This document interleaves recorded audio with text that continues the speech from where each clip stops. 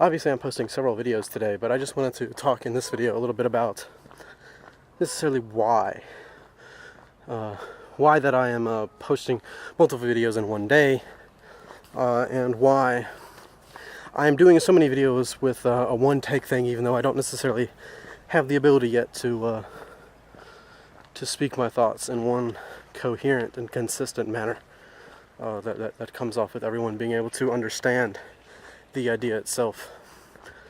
But first question, I just want to respond to why necessarily I'm making these multiple videos in a single day and uploading them and all this fun stuff. And this is because, today I went for a walk. I went for a walk instead of a run, because I've been running a little too much lately and I'm still not completely in shape, so I really need to pace myself. So instead of going for a 2.5 mile walk / run, it's almost purely walk today. Through, obviously, the same place that's in my video, paved nature. It's the same park. It is still a paved nature trail, and I can still see the same upper middle class buildings, and not at this point, but at the same points. I can still see them. There's still fences to protect us from falling into the rivers and the streams and the creeks and the lakes and all of these sort of things. And then, so there are still these protections for us to shield us from nature while allowing us to experience it, which, I satirically pointed out in that video. But and while going on this walk, I found that walking is very calming for my mind. I think a lot while I walk, and I kind of understand why someone like I've made several video responses to thus far, conference support, would do such a thing, would walk while recording his videos and recording his thoughts to share with whoever wishes to view them. But it's a very calming effect on my mind. It makes me, it just, like I said, it calms me. It makes me feel good.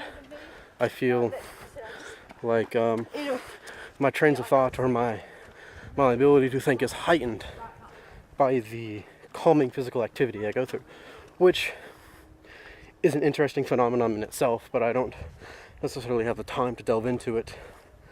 So that's just why I'm making multiple videos, is because the thought tends to just flow while I'm going for a walk, and especially a long walk. And, you get to see a lot of nature behind me. Paved nature, of course. But I also wanted to address why I'm doing these one-take videos. Aside from today, where I have the justification of being in the park, of doing these one-take videos, instead, I have obviously been doing them for the last few videos now. Very little editing, only the bits before and after with the music and the text have I been doing, with the with editing of any kind. Normally it's just and with my video responses, I haven't been doing that because I don't want to distract from the video response. And I think I might just do away with the themes and whatnot altogether. As interesting as they are, it is editing, and it takes time, it takes effort. And I just want to be able to publish these videos as quickly as I can, which will allow me to post more. I will post more frequently, and on days like this, I can post more than one video. And offer up many thoughts, not all the thoughts, but many thoughts I've had during that day or at the time, because I do spend a lot of my time thinking. But which kind of leads me into why I do the one-take videos, is because I can do it more often. With the one-takes, I don't have to spend time editing together anything, either with special edits or with, just trying to edit between the sentences and do the jump cuts and all that sort of, editing stuff. It's fun to do the editing stuff from time to time, but ever since I revisited YouTube and I'm now starting to post videos again, the intent, as I probably stated, has been to offer up more thoughts to a public forum and to have them scrutinized and commented upon and responded to in such a way that I've found lacking through other mediums, which that will be the subject of what, and that's the subject of my video series, Social Media and the Art of Modern Argument, on necessarily why that is. Why do some mediums work and some mediums fail, and why are there discrepancies between even these observations, and all that sort of stuff, and just sort of examining that. But the one-take videos allow me to produce them much quicker. I don't have to spend as much time doing them. I don't have to sit there and edit it, and since I do not get paid to do this, I do not get paid by YouTube, it is not my job, I cannot offer that much time to it. It doesn't take much effort for me to be able to just record the video, because it's recording what I'm doing in my head anyway. Import the video from the camera to my computer, which I plug it in, select the files I feel like importing, and go away.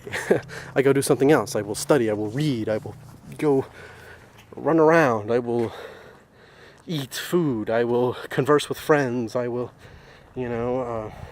nap, whatever it so happens to be. And then from there, I just have to render the video into a format usable by YouTube, which again, I do not have to be there for. I can just click render and I continue on with my day. It is a 5-minute interruption at most. And then when it's done rendering, I upload it, which this takes the longest amount of time for me to do personally that I wouldn't normally be doing, in the sense that I have to come up with a title and text for the info box.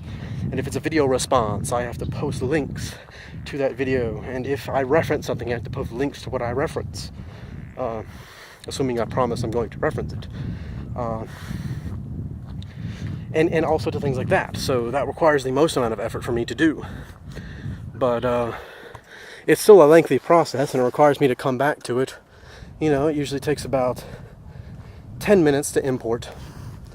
And then it takes about anywhere between, depending on the length of the video, and especially since I've cut down on the quality, I'm not shooting in completely full HD anymore, around 45 minutes or 30 minutes to an hour to render. 30 minutes obviously being if it's a shorter video, and an hour if it's longer. And then from there it takes about an hour usually to an hour and a half. Well, I'd rather say 45 minutes to an hour and a half, depending on connection speeds, size of the video, things like this, to upload the video. And then after that, it's just a matter of promotion. It's just a matter of getting it out there, hoping it makes it to the boxes of my 40-something subscribers,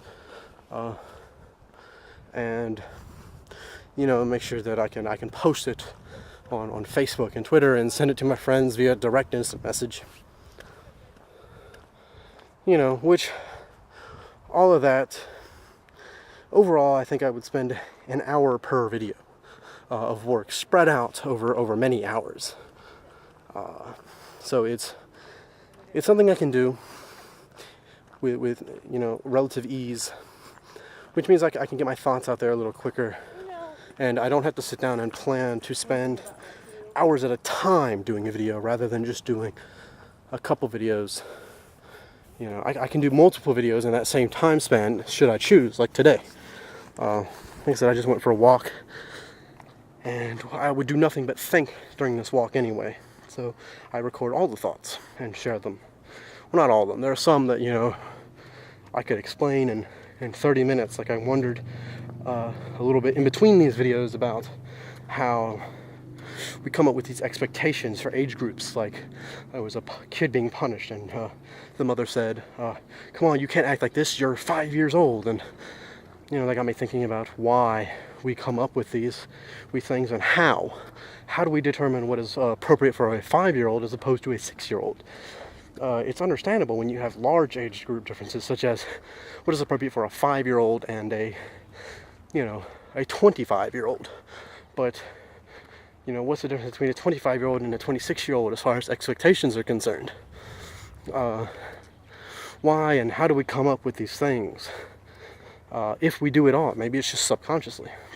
So I thought about that for a moment, but I don't really have a video's worth of thought to offer on that particular subject. But yeah, so That explains those two questions, should any of you have them.